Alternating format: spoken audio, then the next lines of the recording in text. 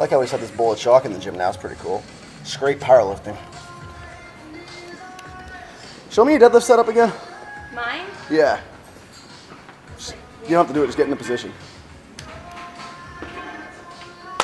How to claim your woman at the gym. Need one on this side too. Ready? Now you're claimed. Hell yeah. Now you're claimed. So now when other males come around, they see my territory is marked. Hold on, when I get to you. She claimed. I'll show you. I'll show them. She claimed me everywhere. Yep. Claimed There. the abs, the quads, kind of the booty. She doesn't have the best name. Because you moved, you ass. You fat. Your butt's too big.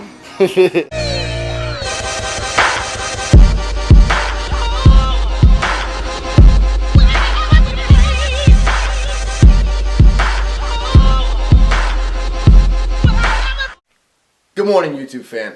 I have a little announcement to make, specifically for those of you that lack a little bit of common sense. I'm talking about only a small few of you, because I read your comments. Most of you guys are quite smart. I love the input you guys give me, constructive criticism. A lot of you know what you guys are talking about. There's a few of you, I'm talking just like a small handful out there, that really lack common sense, or just are super insecure and feel the need to project that in a negative way towards me. About my thumbnails. It's a little funny.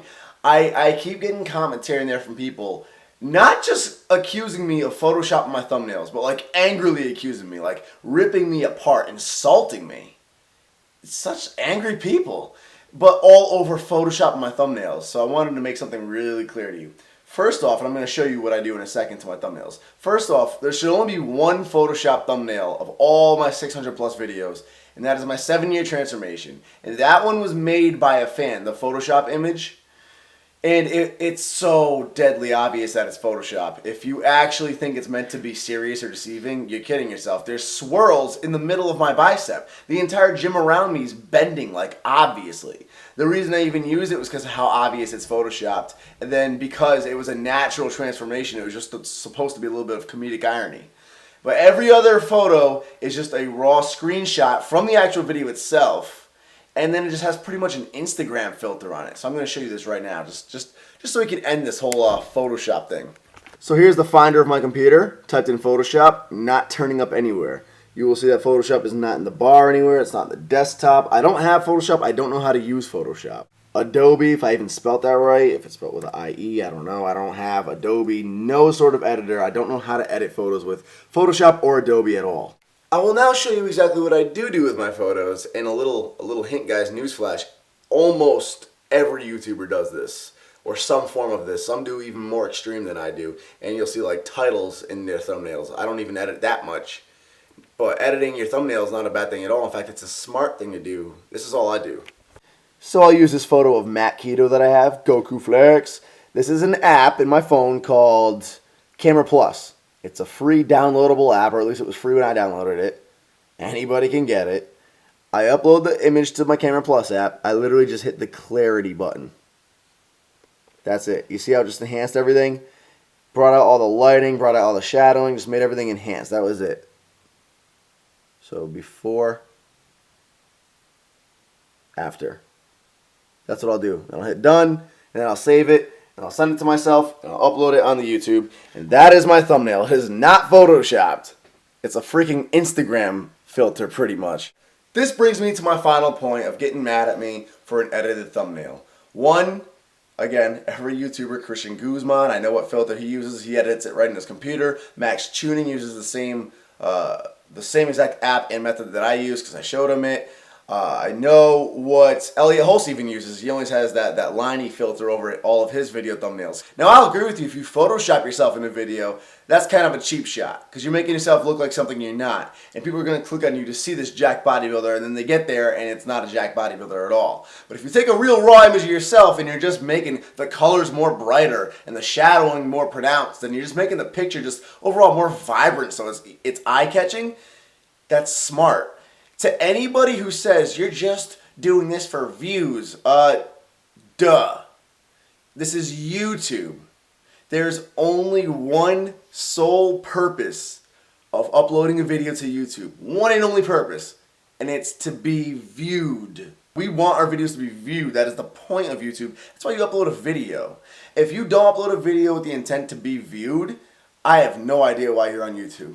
But anyway, I let you guys in on a little YouTuber secret. I hope the other YouTubers aren't mad at me, but that's what I use. Camera Plus with a little filter on it. No Photoshop. See, this morning, I'm 183.2. 2 pounds lighter than I was yesterday morning, and this is actually after yesterday's high carb day. So I wasn't playing when I said I fluctuate. It's been so long without it. So long! I've been using Mark's MTS whey protein in replacement of it. I've been so long without Isatori. This is like Christmas. Bah, girl, because I can't stand the pills.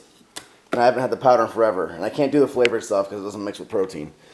Eat Smart. Oh, how I've missed the Eat Smart. Oh, it's the best. I can make my protein pudding again. I love it. Oh! We need to get that fat-free. So amazing. I do need the fat-free. The fat-free Cool Whip. Fat-free Cool Whip. I didn't want the pills for ice test. I wanted the powder. But Daddy, I wanted the powder. More ice test. Though I like the powder better. I recommend the powder. If you guys want any of this Ice Story stuff, guys, link is in the description box below. Discount code is NWB15 for my little sellout plug of the day. No, but seriously, it gives you a discount and it supports me. I'm being honest, I'm telling you guys that, for real.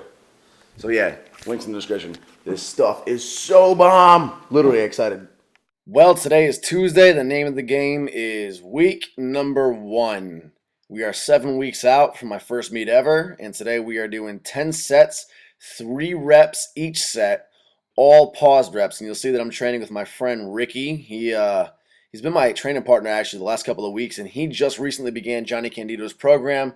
He is also doing my version of the program, the one I have on my website. He only weighs actually about 163 pounds. He looks a little bit heavier than that. I think he's like 5'5", 5'6". Good shape. Previously he trained for aesthetics and whatnot, but now he's converting over to strength, and I think he has some pretty decent potential. Obviously he's not going to be like a deadlift prodigy like Max Tuning or Garrett Gonzalez, if that's his last name. Is that his last name? For some reason I have Gonzalez in my head. Anyway, as you see, I've convinced him to buy Olympic lifting shoes, and we're switching into those for bench pressing as well for hopefully some better leg drive. I was still able to push good numbers in my flat-soled shoes, but I know a lot of people will benefit from the Olympic lifting shoes. As you can see, Ricky is 1 week ahead of me. So he's currently doing, I believe, 4 sets of 6 reps, and he's doing them all paused as well. And he's pushing 305 today. Again, not too bad considering he's only $163 and he just began the program himself. So this is my final warm-up set, guys. I'm a huge advocate of warming up. I'll do 3 sets with the barbell before I even touch a weight. And then I'll do 2 sets with 135. And then I'll do a set of 185 and then 225. I can't stand seeing these kids who come in here and just throw 45s right in the bar. Warming up is crucial. Using the 25s, bumpers, not to look cool, but just because, as you saw in the last video, 25s can weigh 27 sometimes. So keeping it as accurate as we can, especially with the bench press, because that's one exercise where every single pound really counts. Just give me a good lift off, and obviously no hands. It throws me off. Yeah. 1, 3. Yep. 1, 2. Got it.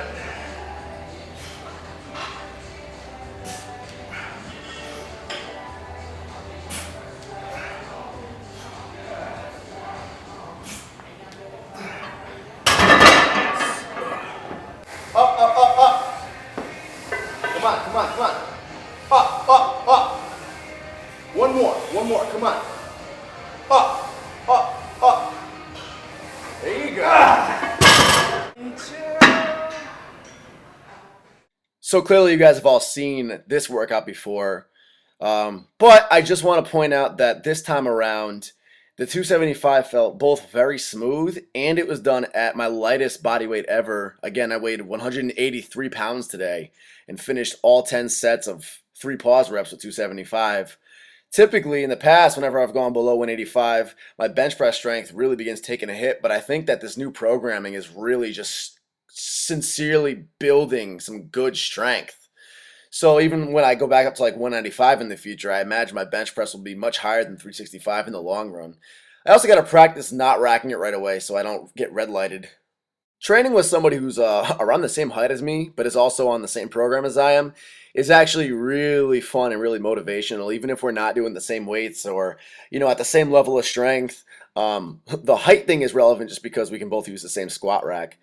Here's Ricky doing the floor presses for like the first time ever, and as you see, he's going too heavy. The reason I included this footage is just to remind you guys, when you look at the program, I'm pretty sure I specified it, but you're using 80% of your floor press max, not your bench press max. He dropped down to 205 after this, and he actually did it really cleanly with 205.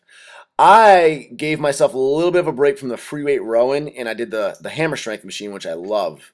And you'll see I actually drop the seat all the way down, and I don't sit, I stand, and I feel like I get a much better brace that way. And I brace my abs and my glutes really hard as I row, holding it nice and tight at the top. I'll do 4 sets total. I'll start off with 2 plates, move up to 2 plates and a quarter, and then some days do 3 plates, all depending. I tell you what, though, the top of my forearms were really, really sore for some reason today. It was either from deadlifting, but most likely from the kettlebell swings, because they're never sore from deadlifting. Breathe in. Inhale. There you go. Good, good, good. Let's get it. Ariana just finished up some badass squats today. Went deep, went heavy. Now she's doing some pretty light deadlifts for her. She's been doing all resets. Currently, this workout scheduled for tap and go. Good. Good. Up. Good. Keep those glutes in. In. Good. Glutes hump as soon as you hit the bottom. Good. Good. Nice job.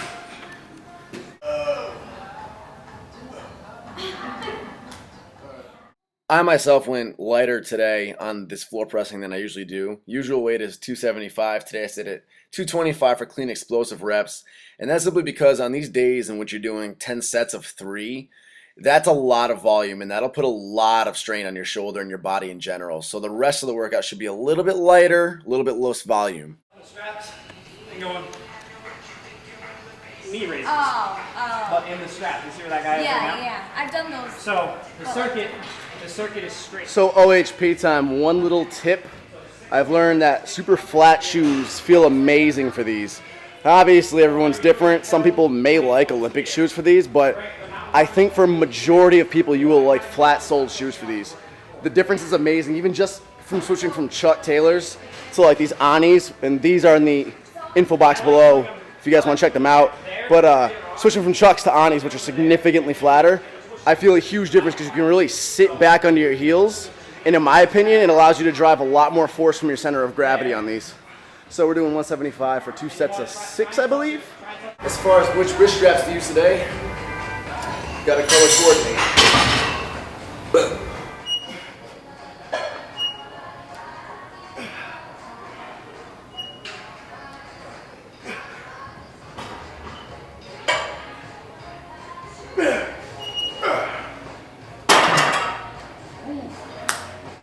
Rick Sheen.